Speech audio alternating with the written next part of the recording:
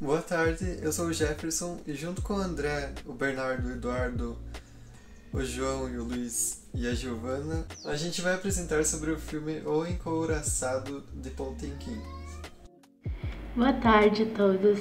Então, antes da gente começar a falar a importância do filme que nós vamos abordar hoje, nós precisamos entrar e entender um pouquinho do contexto que ele foi produzido, né? Qual é a história por trás disso, o contexto histórico, onde se passou o filme, quais foram as inspirações.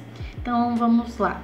O Encouraçado Potemkin é um filme produzido por Sergei Eisenstein em 1925 e ele retoma o contexto da guerra russo-japonesa que aconteceu em 1905, né?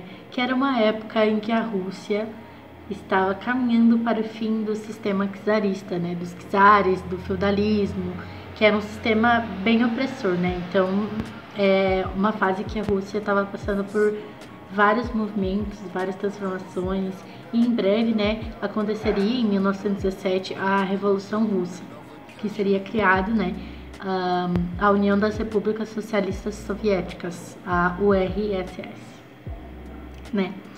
Então teve várias revoltas nessa época, muito comum, tipo o Domingo Sangrento, que foi um ensaio da Revolução Russa e tal. E o conflito que foi abordado no filme era um conjunto de marinheiros, né, uma tropa que estava sendo enviada para o Japão, né, saindo do Mar Negro para lutar contra os japoneses. E o que aconteceu, né? As condições da navegação eram terríveis, eles não tinham direito que comer, era bem insalubre e serviam, né? Disse que serviam para eles, para os marujos, até carne podre, com vermes, assim. Então aconteceu que umas pessoas se revoltaram, né? Elas não queriam mais comer aquilo e a primeira ação que aconteceu foi formar um motim. Então eles se reuniram, começaram a conversar o que eles iam fazer para ganhar comida de verdade, para ter condições de lutar numa guerra, né? Eles estavam sendo enviados para uma guerra, então eles deveriam, o mínimo que eles deveriam fazer é ter comida, né? Para conseguir lutar, para conseguir atacar as outras tropas e tal. Então, a primeira ação deles, desse conjunto de trabalhadores, foi boicotar, parar de comer a carne. Tipo, falar que não ia mais comer e é isso. Mas o que aconteceu com eles? Foram fuzilados, foram executados e provavelmente seus corpos foram jogados ao mar. Foi isso que aconteceu. E o filme vai trazer isso, né? Vai mostrar, né? O cinema mudo, ele vai mostrar bem essa cena, né? De que eles foram executados. E em seguida, um marinheiro que viu algumas pessoas sendo fuziladas questiona os soldados, né, os que fuzilaram, e dão para eles uma consciência de classe, né, para eles se perguntarem, vocês também, como é que vocês aceitam estar comendo essa carne podre, como é que vocês aceitam estar sendo enviados para uma guerra em que vocês estão com péssimas condições de vida, né? E esses marujos, então, fizeram os soldados perceber que eles também estavam sendo explorados pelos capitães, pelas pessoas que tinham poder no sistema czarista. Então, o que foi decidido? Que eles voltariam, que eles não iriam para o Japão, que eles voltariam até a sua terra natal e que levariam essa revolução, né? Essa revolução de não comer, de voltar e de reivindicar por comida e por alimentação boa durante a navegação para a cidade de Odessa, que foi da onde eles vieram. Vários historiadores, eles trazem essa revolta, a revolta do navio do Potemkin, né, que o navio se chamava Potemkin, por isso que se chama Encouraçado Potemkin, por causa da carne, do couro podre que estava sendo deixado no navio.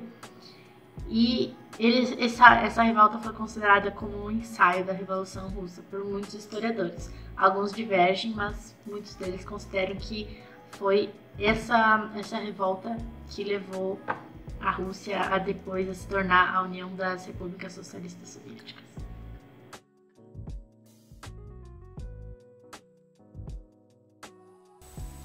Sergei Mikhailovich Eisenstein é um russo que viveu entre 1898 até 1948.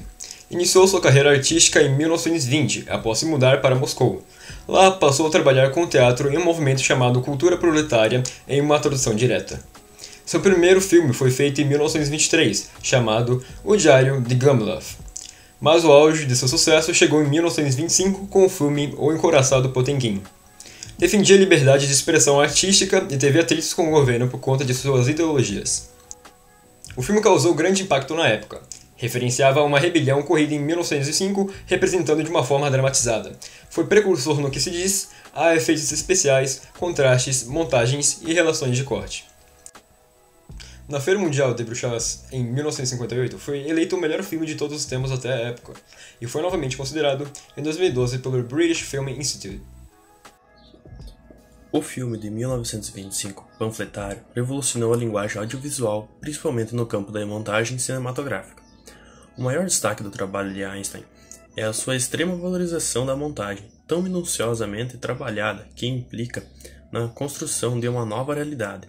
Há uma perspicaz utilização plonges e contraplonges, que dialogam com o público convidando-o para fazer parte daquela realidade.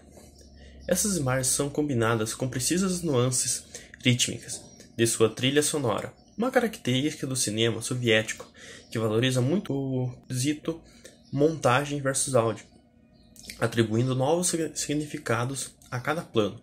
Uma de suas cenas clássicas, a escadaria de Odessa, é tão famosa e exemplar devido à sua complexa montagem. É tão clássica que gerou inúmeras homenagens, inclusive de Brian De Palma em seus Os Intocáveis. A escolha do diretor por atores profissionais deixa o filme com um aspecto documental, colocando o espectador como um aliado à revolução. Em suma, Einstein faz um trabalho inesquecível e fundamental para a sétima arte. As suas pesquisas sobre montagem são um legado para o cinema dificilmente irá superar. Einstein acreditava no cinepunho. O que é isso? Significa que a montagem determina a organização do material filmado, de modo a construir o objeto do filme e tem papel fundamental na construção dialética do pensamento, através das imagens em conflito entre os planos. Após a tirania dos comandantes do navio, que deixavam péssimas condições de vida aos marinheiros, os marinheiros se recusaram a comer e seriam mortos pelos comandantes por causa disso. É uma cena importante, pois foi um caso que desencadeou os outros, e representa bem o autoritarismo, que faria com que homens companheiros morressem e os vivos sofressem em silêncio. Porém, com a revolta foi possível melhores condições de vida. Na primeira imagem, é o momento em que os homens iriam morrer e estavam sendo cobertos por um pano para serem atirados. E na segunda imagem, se vê o corpo do homem que ocasionou a revolta se voltando contra os superiores e também o povo comovido com toda a situação. Pode-se dizer que os acontecimentos do filme foram ocasionados em cadeia. Após o momento de revolta no navio, o povo se juntou para ajudar os marinheiros, os levando alimentos. Porém, quando juntaram-se no porto, ocorreu uma chacina, representada muito bem nessas duas cenas. Nos dois casos, são mães que morrem por seus filhos. No primeiro, a mulher percebe que seu filho morreu e estava sendo pisoteado por outras pessoas. Tentando fugir, demonstra a frieza e o medo do povo em relação ao Estado, que abusava do poder. Então, a mulher carrega seu filho em direção aos atiradores, implorando, mas acaba sendo morta da mesma forma. Enquanto no segundo caso, a mulher fugindo com um carrinho de bebê é baleada e quando cai, numa tentativa de salvar seu filho, acaba empurrando o carrinho escadaria abaixo. O filme Os Intocáveis, de 1987, usou da cena do carinho do bebê descendo as escadarias em uma de suas cenas. É uma referência que foi utilizada e ficou bem famosa.